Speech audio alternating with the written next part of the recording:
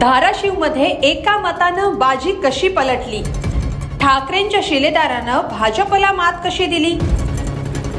टोकाच्या राजकारणात ओमराजे निंबाळकरांची सरशी.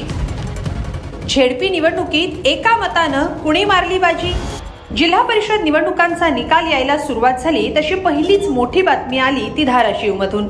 कारण इथं ठाकरेंचा उमेदवार अवघ्या एका मतानं निवडून आला. विशेष म्हणजे ठाकरे सेनेनं विजयाचं खातं उघडताना भाजपच्या उमेदवाराला धूळ चारली आणि गुलाल उधळला. कोण आहे हा ठाकरेंचा शिलेदार ज्यानं विजयी सुरुवात केली? पाहूया. धाराशिव जिल्ह्यात जिल्हा परिषद निवडणूक ही 55 जागांसाठी पार पडली. भाजपसह राष्ट्रवादी आणि शिंदे सेना तसंच ठाकरे सेनेची प्रतिष्ठा इथं पणाला लागली होती.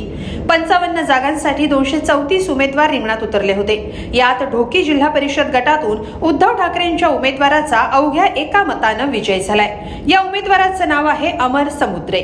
त्यांनी भाजप उमेदवाराचा पराभव केलाय, ज्यांचं नाव आहे निहाल काझी. ढोकी गटातील ढोकी पंचायत समिती गणात प्रचंड चुरशीची लढत झाली. यात भाजप उमेदवार निहाल काझी हे अवघ्या एका मतानं पराभूत झाले.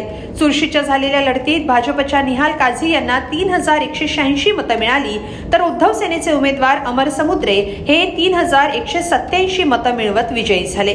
केवळ एका मताच्या फरकानं ठाकरे सेनेनं इथं विजय खेचून आणलाय. दरम्यान धाराशिवच्या आणखी एका लढतीकडे सगळ्यांचं लक्ष लागलं होतं, कारण इथं भाजप आमदारांच्या पत्नी निवडणूक रिंगणात होत्या. धाराशिव जिल्हा परिषदेच्या 13 गटात भाजप आमदार राणा जगजितसिंह पाटील यांच्या पत्नी अर्चना पाटील निवडणूक लढवत होत्या.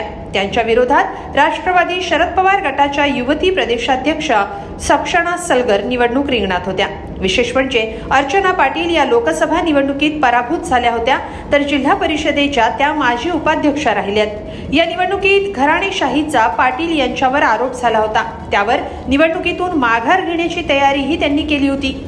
पण भाजपनं त्यांची उमेदवारी कायम ठेवली आणि त्यांनी ही निवडणूक लढवली. त्याच अर्चना पाटील यांचा या निवडणुकीत विजय झालाय. असं असलं तरी ही चर्चा ठाकरेंच्या उमेदवाराची अधिक होतीये, कारण अवघ्या एका मतानं ढोकीमध्ये ठाकरेंच्या शिलेदारानं बाजी मारलीये. या विजयामुळं राणा जगजितसिंह पाटील यांना ठाकरे सेनेचे खासदार ओमराजे निंबाळकर यांनी मात दिल्याचं बोललं जात आहे. या सगळ्याबद्दल तुम्हाला काय वाटतं?